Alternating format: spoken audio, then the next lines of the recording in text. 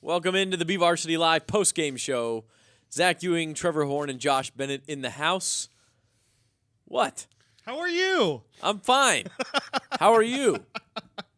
We had a semifinal night to remember here in Kern County. The Bakersfield Drillers, the Ridgeview Wolfpack, and the Bakersfield Christian Eagles are all in the Valley Championship game, guys.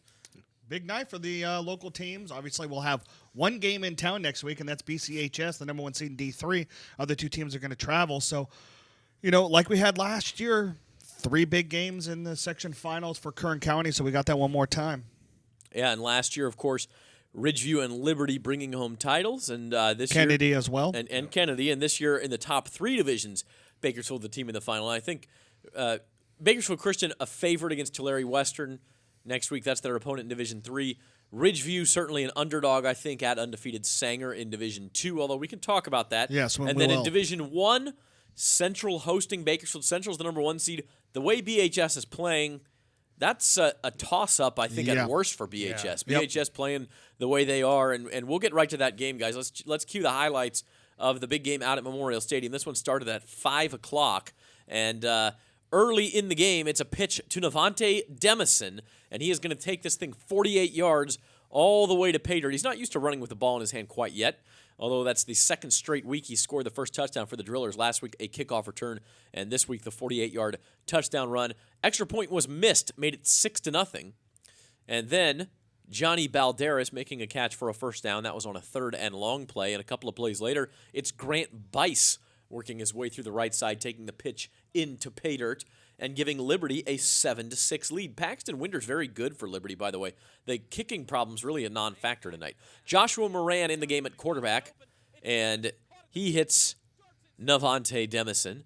All he does is score touchdowns. He's into the end zone. Johnny Balderas threw him into the end zone there. He wrestled his way into the end zone. That's a touchdown. Okay, you get 1. That's it. You've already used 2 tonight. So 13-7 BHS. And now Isaiah Hill making some plays. Ooh. On the run, completes the pass downfield to Grant Bice. Grant Bice again. There you see Grant Bice had 5 catches for 76 yards. But that drive stalled, and here's BHS. It's Shane Jones. Sir, that's Mr. Shane Jones to you. 53 yards down to the 10, and Sean Pasco got up there. He was hurt on that play, suffered a concussion. He would not return, and that would hurt Liberty. The next play after the injury delay, it's a touchdown for Bishop Maxwell. That made it 20-7 BHS. Looks like the Drillers are running away with it. Not so fast. Sammy Stewart got going. He had 113 yards rushing in the first half. That touchdown makes it 20-14 with just 1:45 remaining in the half. I'm backwards here. That made it 20-14 with about 7 minutes left in the half. This is a 70-yard touchdown from Moran to Justin McGill to make it 27-14. And here is Sammy Stewart. The first one was Cameron Meek. Sammy Stewart going in from 8 yards out to make it 27-21. This is with 1:45 left in the half. Take a breath. But the Patriots get the ball back and go to work very quickly. Wow. Chris McCullough having some fun with the slow-mo. Johnny Balderas having some fun with the football. Johnny Balderas makes that catch. And then a draw play. It's Sammy Stewart. Actually, this is Isaiah Hill. He did fumble the ball, but they ruled he crossed the goal line first with 1 second left in the half. And just like that, Liberty's up 28-27. So second half, BHS forces a 3-and-out. And then it's Cam Williams. Beautiful catch made by Justin McGill inside the 5-yard line. Full extension. And then a couple of plays later, on 3rd down now, Mr. Shane Jones with a touchdown to give BHS the lead, and they would not trail again. That's a little reclamation for Shane Jones. The last time he was down there in that end zone like that. 34-28 the score here. No, not the last time because they played Frontier there too. Yeah, but on a play like that, it was against Chaminade, and he fumbled it. So great good for catch him. by Kobe Alvarez there for Liberty, but they would stall at that point. And now BHS, a beautiful catch over the middle, 36 yards to Taj Wright. And that was on a 1st and 29 play after a couple of penalties. And it sets up early in the 4th quarter now, Carson Olivas, a 37-yard field goal to make it 37-28. Drillers get the ball back again, go to work again. Justin McGill again. And Josh Moran was just exquisite in this game. 14 of 17 for 268 yards and 3 touchdowns, including that one to Navante Demis, and that's his third touchdown of the night. Made it 44-28. Still a 2-possession game. Liberty has the ball here, just a couple of minutes left. Long completion there to Luke Fringer. That gets the ball inside the 40. A few plays later, really took Liberty almost too long to score down here. It took them 3 running plays to score. They get the touchdown from Isaiah Hill to make it 44-34, and then try the halfback pass for a 2-point conversion with Isaiah Hill making the catch, but he had to go back. He had to reach back to catch the ball. His back was to the end zone. He tried to turn around and go, and it just fell apart from there. And so BHS at that point recovered the onside kick, and they win it 44-34. You're shaking your head, Josh. Got to run forward. You can't be running side to side backwards like that. Well, the problem is he had to the throw, which was coming from Sammy Stewart as a halfback pass, made Hill turn around with his back to the end zone, and at that point he's not going to turn around with a defender right on his back. He tried to make a play. That would have made it an 8-point game. They would have had to get the onside kick and then another touchdown and 2-point conversion possibly. But BHS passing tonight, guys, 19 of 25 between the 3 quarterbacks, which was mostly Williams and Moran. 19 of 25 passing, 372 yards and 3 touchdowns with no picks. If this team can pass the ball like that, Central, I know Central was looking great early in the year. They're going to have their hands full. Central beat Clovis West in overtime in the other semifinal. Second straight week, the number 1 seeds really had to escape at the end of a game. They can put some defensive pressure on the football. They're going to have to do that against BHS. Yes, very much so. But the thing is that this BHS team is rolling, and you think about the last 2 years, and we've talked about this over and over again this year, where they really didn't have a set quarterback. They don't have a set quarterback this year, but they got a trio that really are kind of unstoppable because whatever situation they're in, they got an answer for it. And this Joshua Moran playing so much, he was 14 of 17 for 268 yards. Allows Cam Williams and Caden Ochoa to play more on defense. Yes, we talked about so. that. Caden Ochoa also lining up at wing in the second half a little bit, caught a pass, had a couple of carries, so he got in elsewhere. Cam Williams had a nice touchdown drive in the second half. So they're really hitting on all cylinders. They didn't turn the ball over. They did turn the ball over tonight on the very first play, very first series of the game. Other than that, no turnovers for BHS. That was key. If they don't turn the ball over, they are very difficult to beat. And Central, as good as Central's been this year, comes in at 11-1. Central's going to have its hands full next week at Colligan Stadium in Fresno. That's a 7 o'clock kickoff, by the way, the BVarsity Live Game of the Week, live radio call on Bakersfield.com of that Division I championship game. We'll come back to Division II. Let's skip to Division III because we've got highlights of that one. Bakersfield Christian hosting San Joaquin Memorial. All right, so we're up. San Joaquin Memorial's already up 7-0 at this point. It's DeMarcus Wilson with a 2-yard run that puts Memorial up 14-0. It was an interception by Braden Wingle and then a bad snap previously on this play that gave the Panthers the ball at 11-yard line. So the number 1 seeded Eagles are down 14-0 early. So here we are in the second quarter. Braden Wingle finds Jeremiah Foster for the 10-yard touchdown pass in the first series of the second quarter, and it is now a 14-7 San Joaquin Memorial lead. And then big Deshaun Holloman with the 2-yard run gives Memorial 21-7 lead because once again a muffed punt snap went over BCHS punter's head to the 2-yard line, and Holloman scored the next play. BCHS responds.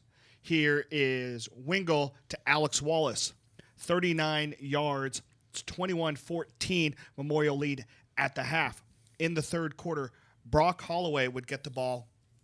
BCHS had 1st and 10, a false start, so we got 1st and 15. Brock Holloway, bruising back, gets in, and we're tied 21-21 just like that. How are you able to read the numbers on the BCHS jerseys? But those are brutal. It's pretty brutal out there, but we're tied up 21-21 here in the third quarter, and we're in the midst of a 27-0 BCHS run. Here's Wingle for the second touchdown pass to Jeremiah Foster. Just a beauty. And the Eagles take the lead for the first time in the third quarter, 28-21. Hey, guys, you want a little icing on the cake here? Yeah?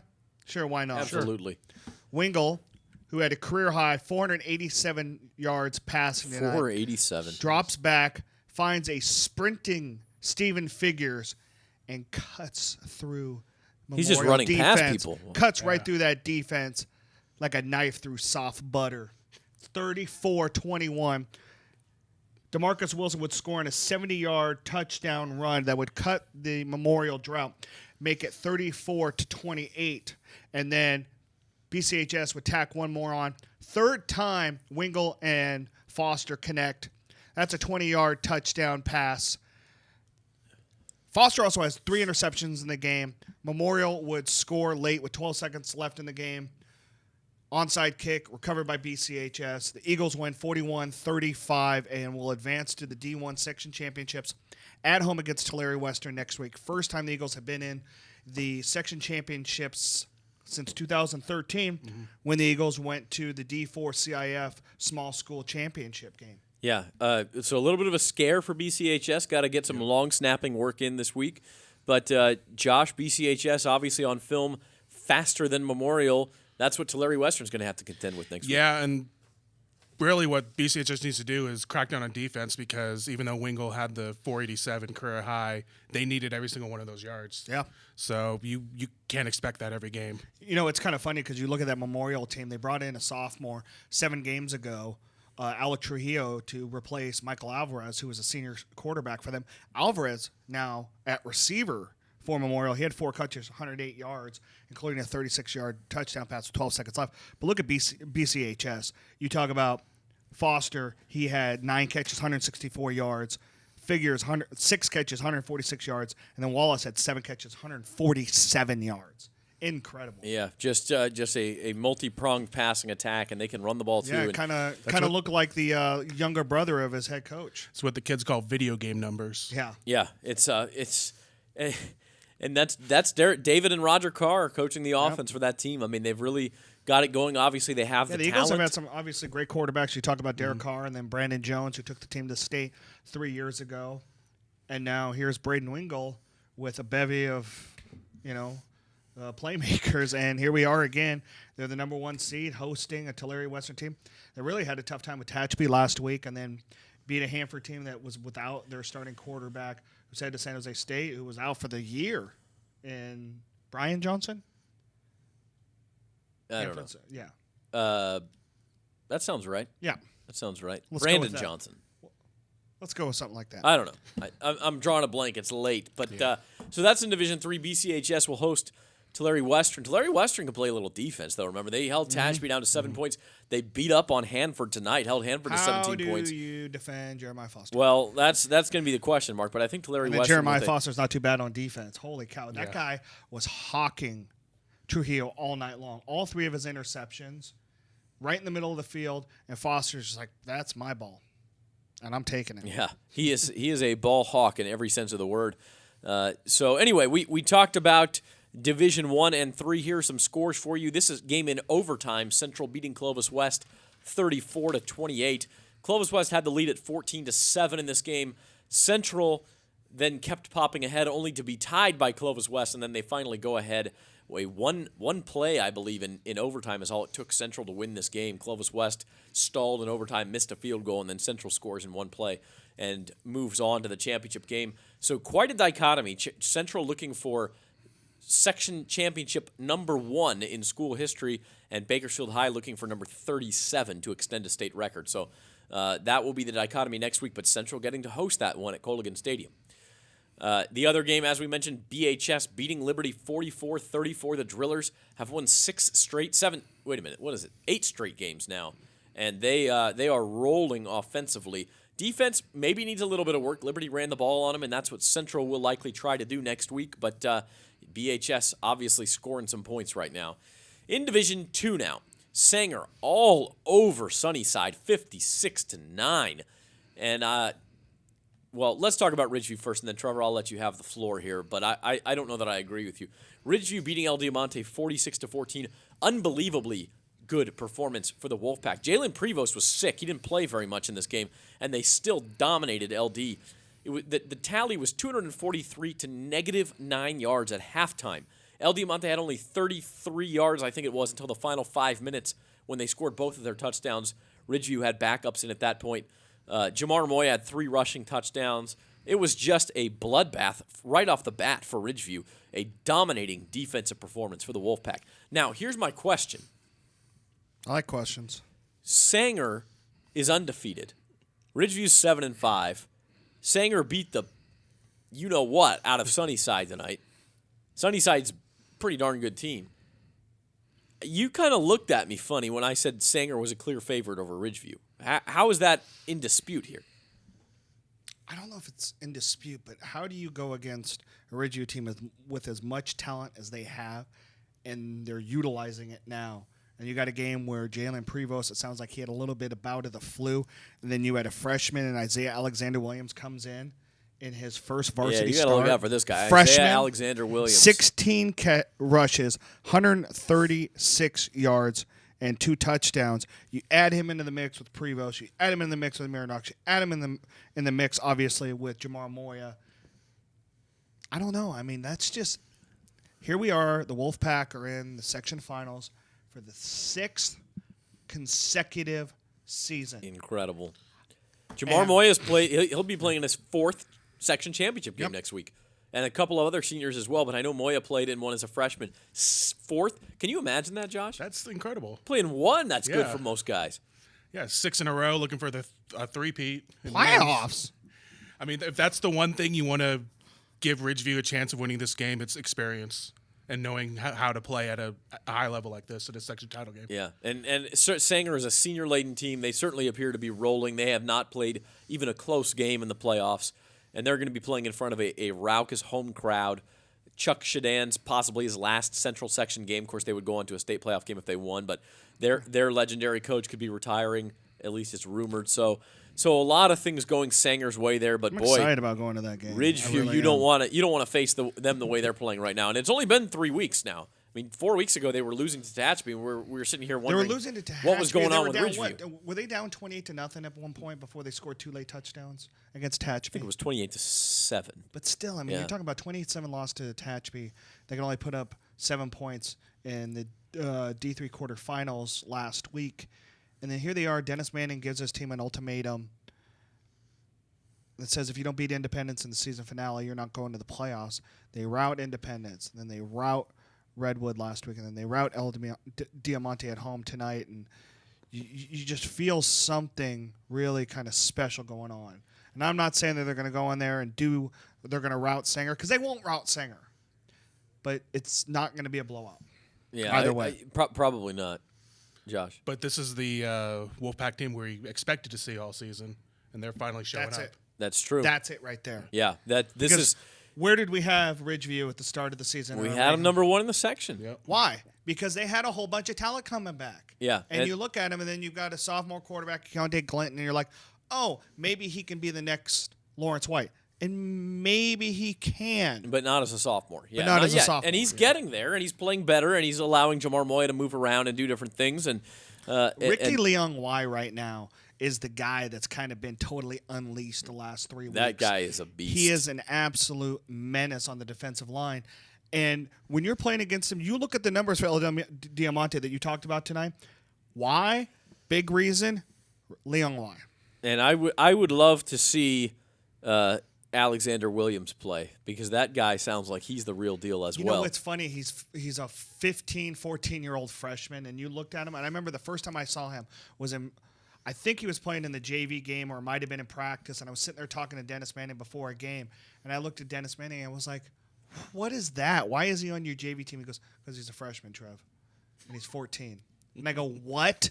Because he's 6 foot, 180 pounds, big legs, and he looks like a Division I running back. Yeah, and he may well be. Now it's too early to be putting that on the kid, but he can help them next week, and they may need him next week if that allows them to rest Jamar Moya a little bit or play him somewhere else. Yeah, an athlete shows up, and Dennis Manning and his coaching staff, like Chris Bandy, those guys just find ways to get these guys the ability to make plays, and they do it. So Ridgeview at Sanger next week in Division II. Let's look at the D3 scores. We mentioned this one. BCHS needing to come back and then hold off San Joaquin Memorial. They dominated. By the way, that's an 11-game win streak for the Eagles since losing to Garces in the opening week. And how much fun would it have seemed to see that Ridgeview team play Garces this week? By the way, Garces lost the lead last week against El Diamante. You talk about Hanford losing their quarterback. Where would Garces be without Connor Bruce? Ryan Johnson was Hanford's quarterback. Ding, ding, Brian. ding, ding, Yeah, ding. But where would Garces be without, if they had Connor Bruce back? You don't don't know. I mean, those are all the what ifs Sure. and the injuries. But it would have and been a lot stuff of fun. D2 was a lot of fun this year, and Sanger against Ridgeview is going to be a great way to cap it off.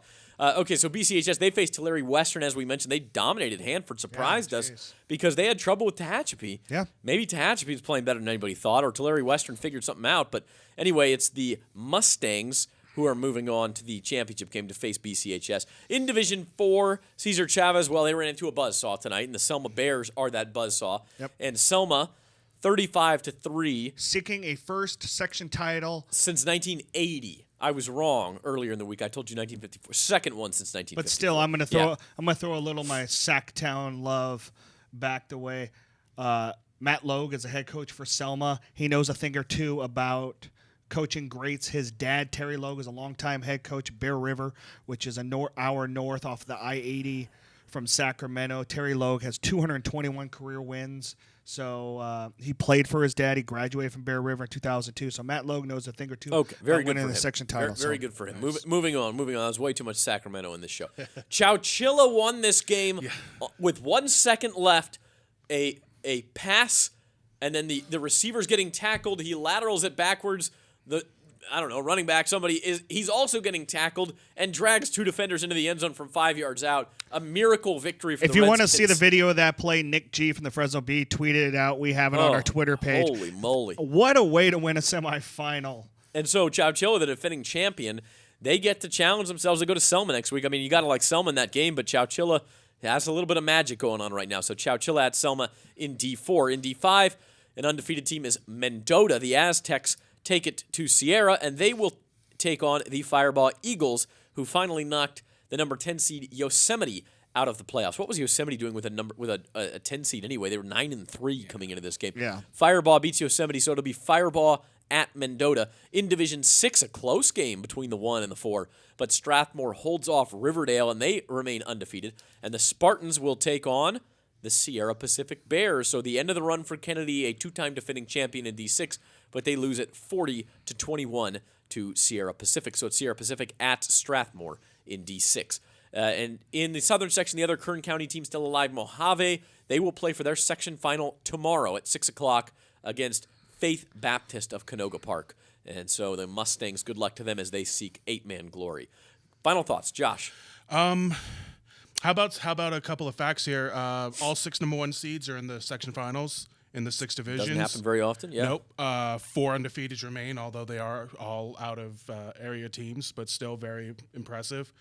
And how about BHS, BCHS? First title game since 2013, as you alluded to. Ridgeview, 6 straight. Some good teams left, and it's going to be some good finals. And those are going to be some great finals. I wish we could be at especially D1 and D2 both, and then BCHS hosting. That'll be a lot of fun too. Trev, your final thought. Dennis Manning is really kind of solidifying himself as one of the greatest coaches in Central Section history. I mean, this guy has been to 6 section finals now, and dating back to his days at Foothill before he came to Ridgeview. I mean, this guy just finds ways to win, and he does it at schools where maybe the socioeconomics maybe isn't as high as some of the other schools, but he gets these kids, he kind of harnesses the chaos, figures out a way to get them on the field, get them as a team. And when you talk about a team that was 4-5 and kind of really reeling there, going into November, and here they are with 3 consecutive routes, and they're in the section finals again. I mean, it's really impressive to see what Dennis Manning does. If you ever spend just 15 minutes with Dennis Manning, I mean, he just really is one of the most easygoing guys, too, and he's kind of an aw-shucks guy. So much fun to be around, and it's really neat to see him in there, and I hope I can jump on the bus with him next week and kind of get a real vibe what Ridgeview was like this season next week when they head up to Sanger. That was a long final thought. Yeah. I think you're right though. I mean, that's hefty praise for Dennis Manning, calling him one of the greatest section coaches in section history. But I think you're right. I mean, how can you argue with 6 straight section title appearances? Come at me, bro. You can't argue with that. He's won 3 titles, going for his 4th next week. So we'll see, and maybe more to come for Ridgeview as well. My final thought: look, BHS, we think of them as a running team. We said if they get a quarterback that can run that triple option offense, 19 of 25 for 372 yards passing. And yeah, some of that was short passes that turned into long gains, but there was a lot of downfield passing in that game as well. And they, Liberty gave them their absolute best shot. BHS took it and just kept coming and poured it on in the second half.